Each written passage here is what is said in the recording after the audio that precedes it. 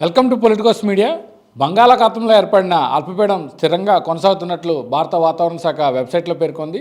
So ప్రస్తుతం మనం విశాఖలోని తుఫాన్ హెచ్చరికల కేంద్రం వద్దకు వచ్చాం. సో ఇక్కడ వాతావరణ శాఖ అధికారిని తారాస్వరూప్ గారు ఉన్నారు. ఆవిడని అడిగి ఈ అల్పపీడనం యొక్క విషయాలు తెలుసుకుందాం. మేడం, ఈ అల్పపీడనం బంగాళాఖాతంలో కొనసాగుతుంది అంటారు, ప్రభావం ఎలా ఉంది మేడం? ప్రస్తుతానికైతే అల్పపీడనం నిన్నటి అల్పపీడనం అక్కడే అదే ప్రదేశంలో కొంచెం ముందుకు వచ్చిందండి. అంటే ప్రస్తుతానికైతే వాయువ్య బంగాళాఖాతానికి ఆనుకొని ఉన్న పశ్చిమ బెంగాల్, నార్త్ ఒరిస్సాకు ఆనుకొని ఉన్న ప్రదేశంలో ఏర్పడింది. ఇది ఉపరితలంలో 5.8 కిలోమీటర్స్ వరకు ఆవరించి ఉంది. అలాగే మాన్సూన్ ట్రఫ్ కూడా ఢిల్లీ, గంగానగర్, సిద్ధి, తర్వాత జంషెడ్పూర్ వరకు వచ్చి ఈ మాన్సూన్ లో ప్రెషర్లో ఉండడం వలన మనకి కొంతవరకు వానలు పడే అవకాశం ఉంది. ఉత్తరాంధ్ర కోస్ట్లో అయితే చాలా చోట్ల మోస్తరు నుంచి తేలికపాటి నుంచి మోస్తరు వర్షాలు పడే అవకాశం ఉంది. 1-2 చోట్ల భారీ వర్షాలు కూడా కురిసే అవకాశం ఉంది.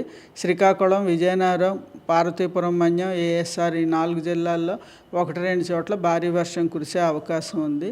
అదే దక్షిణ కోస్తాలో అయితే వీటి ప్రభావం వల్ల అక్కడక్కడ మోస్తరు నుంచి తేలికపాటి వర్షాలు పడే అవకాశం ఉంది. మనం ఏమైనా వార్నింగ్స్ ఏమైనా ఇస్తున్నాం మేడం? అంటే ప్రస్తుతానికి అయితే ఈదురుగాలులకే వార్నింగ్ ఉందండి. ఈదురుగాలులు 40 నుంచి 50 కిలోమీటర్ల వరకు ఉండి అప్పుడప్పుడు 60 కిలోమీటర్ల వరకు వేగంగా వీచే అవకాశం ఉంది. మొత్తం కోస్తా అంతా అదొకటి మాత్రమే ఇచ్చామండి. సో అంటే అల్పపీడనం అంటున్నారు. సో మన కోస్ట్కి ఎటువంటి ప్రభావం ఉండబోతుంది? మన కోస్ట్కి మరీ అంత ఎక్కువ ప్రభావం ఉండదండి. ఎందుకంటే మనకి చాలా దూరంగా ఉంది కాబట్టి మన కోస్ట్కి ప్రభావం తక్కువే. కాకపోతే ఇలాగ కంటిన్యూస్గా మబ్బుగా ఉండి అప్పుడు అలా జల్లులు పడుతుంటాయి. 1-2 ప్లేసుల్లో కొంచెం గట్టిగా మంచి వానలు కూడా పడే అవకాశం. సో మత్స్యకారులకి ఏమి హెచ్చరికలు ఏం లేవు? ఈ రోజుకైతే మత్స్యకారులకి మన కోస్తాకు సంబంధించి లేవండి. ఉత్తరం వైపు వెళ్ళడానికంటే నార్త్ బేకి వార్నింగ్స్ అయితే ఉన్నాయి. మన ఆంధ్ర కోస్ట్కి సంబంధించి ప్రత్యేకమైన హెచ్చరికలు ఏమీ లేవు. ఇప్పుడు ఉత్తరాఖండ్లో ఎక్కువగా వర్షాలు పడుతున్నాయని అంటారు. అంతా నైరుతి రుతుపవన ప్రభావం. నైరుతి రుతుపవన ప్రభావం వల్లేనండి. నైరుతి రుతుపవనాలు ఇప్పుడిప్పుడే అక్కడ ఎస్టాబ్లిష్ అవుతున్నాయి. అందుకని వానలు కొంచెం ఎక్కువగానే ఉన్నాయండి. ఇది ఏదైతే బంగాళాఖాతంలో ఏర్పడిన అల్పపీడనం కారణంగా దాదాపు 3 రోజుల పాటు విశాఖలో కానివ్వండి, చుట్టుపక్కల విజయనగరం, పార్వతీపురం, శ్రీకాకుళం జిల్లాల్లో 3 రోజుల పాటు సాధారణ స్థాయి వర్షాలు పడే అవకాశం ఉందని చెప్తున్నారు.